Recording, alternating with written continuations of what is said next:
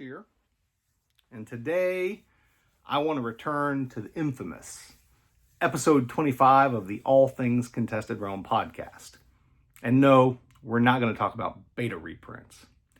What we are going to talk about is what was said at 1 hour, 3 minutes, and 40 seconds.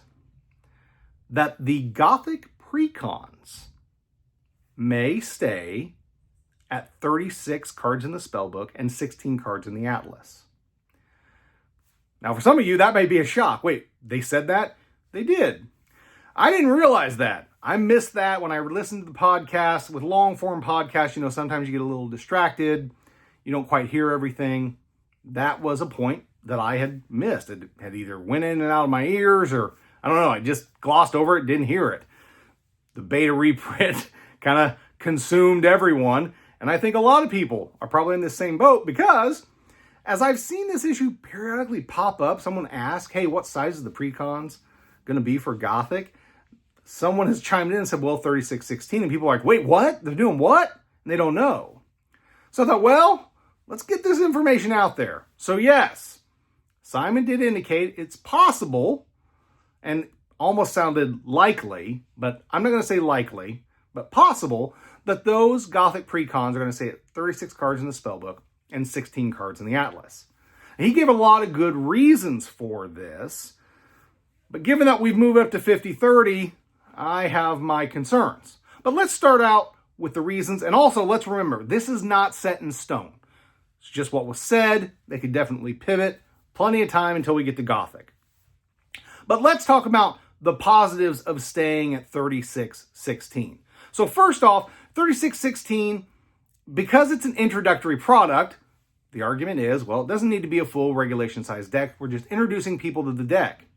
And we want to make sure that they don't immediately have to start cutting cards if they decide to use that precon as the basis of the deck they want to use at events or even for casual play. We want to give them some room to actually grow the deck immediately. Say, okay, you have this deck, here's kind of the premise of it, and now you've got some space to add some cards and you don't have to immediately start cutting cards. That sounds very positive. Is leaving it at 14 cards or, 14 cards for the, 14, yeah, it is 14 cards for both. So leaving it at 14 cards for both if we stay at 50-30, or if we go to 60-40, then we're talking about 24 cards for both. That's a pretty big step up.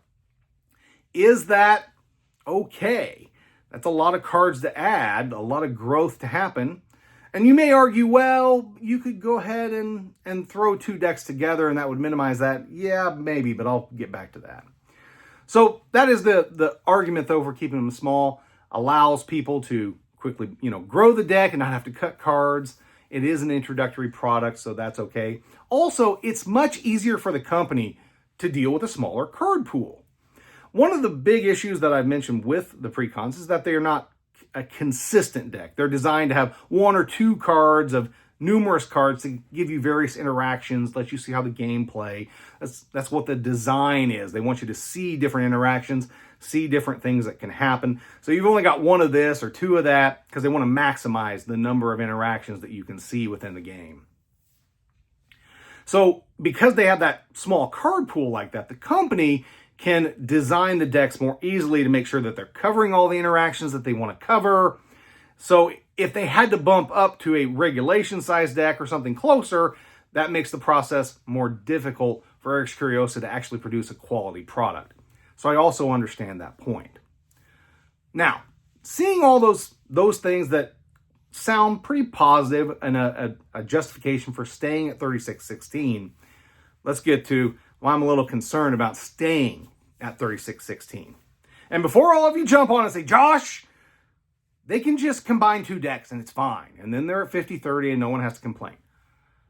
Okay, there is an argument for that. But if they're like the beta precons, again, the decks are not consistent. They've got one of this, two of that. So combining two of the beta decks, you get a product that again, you get a deck that is very inconsistent. It doesn't have 4 of this and 3 of that, right? It's not a consistent deck. And that's really the goal, I think, of any deck you put together is that you want it to have some consistency, so you know that certain things are probably going to happen, that you can count on it. And that's actually the whole purpose of the precon budget upgrade series that I'm making, to make the decks consistent, because that tends to make them not necessarily, competitive, but they play at a better pace.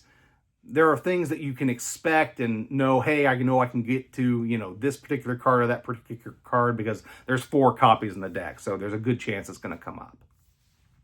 So combining the two, I'm going to argue that, yeah, that can happen, but I'm not sure that's going to give the person what they want.